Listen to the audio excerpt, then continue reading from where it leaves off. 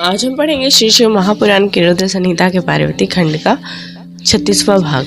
बाकी सारे भाग हमारे चैनल के प्लेलिस्ट में हैं, आप वहां जाकर सुन सकते हैं। तो शुरू करते हैं। चतुर्थी कर्म बारात का कई दिनों तक ठहरना। सप्तऋषियों के समझाने से हिमालय का बारात को विदा करने के लिए राजी होना, मेना का शिव को अपनी कन्या सौंपना तथा बारात का पुरी के बाहर जाकर ठहराना। ब्रह्मा जी कहते हैं, तदनंतर विष्णु आदि देवता तथा ऋषि कैलाश लौटने का विचार करने लगे। तभी हिमालय ने जनवासे में आकर सबको भोजन के लिए निमंत्रण किया। तत्पश्चात देवेश्वर शिव को आमंत्रित करके हिमाचल अपने घर को गए और नाना प्रकार के विधान से भोजनोत्सव की तैयारी करने लगे। उन्होंने प्रसन्नता और उत्कंठा के साथ भोजन के लिए परिवार से सहित भगवान शिव को यथोचित रीति से अपने घर बुलवाया। शंभु के, विष्णु के, मेरे, अन्य सब देवताओं के, मुनियों के तथा वहां आए हुए अन्य सब लोगों के भी चरणों के को बड़े आदर के साथ धोकर उन सबको गिरिराज ने मंडप के भीतर सुंदर आसनों पर बिठाया।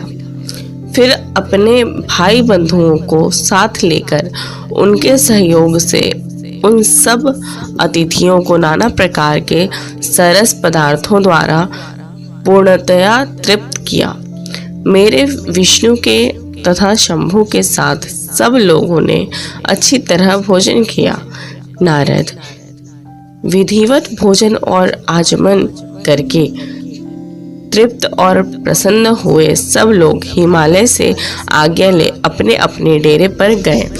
मुने, इस प्रकार तीसरे दिन भी गिरिराज ने विधिवत दान, मान और आदर आदि के द्वारा उन सबका सत्कार किया। चौथा दिन आने पर शुद्धता पूर्वक सविधि चतुर्थी कर्म हुआ, जिसके बिना विवाह यज्ञ अधूरा ही रह गया। उस समय नाना प्रकार के उत्सव हुए, साधुवाद और जय जयकार की ध्वनि हुई। बहुत से सुंदर दान दिए गए, भांति भांति के सुंदर गान और नृत्य हुए। पांचवें दिन सब देवताओं ने बड़े हर्ष और अत्यंत प्रेम के साथ शैलराज को सूचित किया कि अब हम लोग यहाँ से जाना चाहते हैं, आप आज्ञा प्रदान करें। उनकी यह बात सुनकर गिरिराज हिमवान हाथ जोड़कर बोले, देवगण, आप लोग कुछ दिन और ठहरे तथा मुझ पर कृपा करें।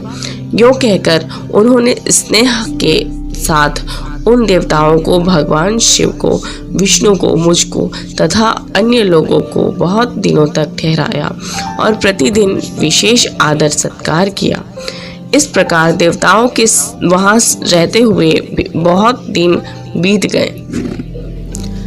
तब उन सबने गिरिराज के पास सप्तऋषियों को भेजा। सप्तऋषियों ने हिमवान और मेना से समयोचित बात कहकर उन्हें समझाया, परम शिव तत्व का वर्णन किया तथा प्रसन्नता पूर्वक उनके सौभाग्य की सराहना की।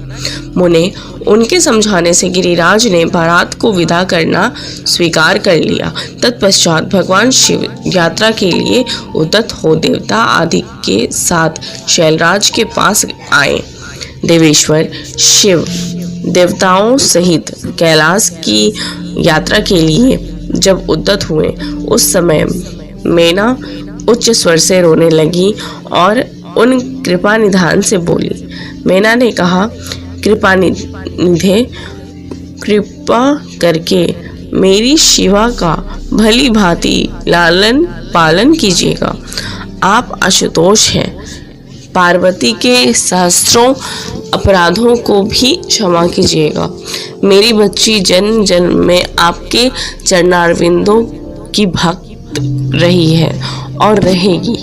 उसे सोते और जागते समय भी अपने स्वामी महादेव के सिवा दूसरी किसी वस्तु की सुध नहीं रहती। मृत्युंजय आपके प्रति भक्ति भाव की बातें सुनते ही यह हर्ष के आंसू बहाती हुई पुलकित होती है और आपकी निंदा सुनकर ऐसा मौन साध लेती है मानो मर ही गई हो।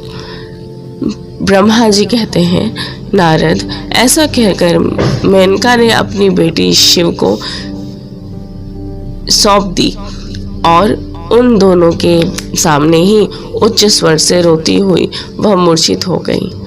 तब महादेव जी ने मैना को समझाकर सचेत किया और उनसे विदा ले देवताओं के साथ महान उत्सव पूर्वक यात्रा की। वे सब देवता अपने स्वामी शिव तथा सेवक गणों के साथ चुपचाप कैलाश पर्वत की ओर प्रस्थित हुए। वे मन ही मन शिव का चिंतन कर रहे थे। हिमाचल पुरी के बाहरी बगीचे में आकर शिव सहित सब देवता हर्ष और उत्साह के साथ ठहर गए और शिवा के आगमन की प्रतीक्षा करने लगे। मुनीश्वर, इस प्रकार देवताओं सहित शिव की श्रेष्ठ यात्रा वर्णन किया गया। अब शिवा की यात्रा का वर्णन सुनो, जो विरह व्यवस्था और आनंद दोनों से संयुक्त है। तो यहाँ पे हमारा 36वां भाग कंप्लीट होता है। धन्यवाद।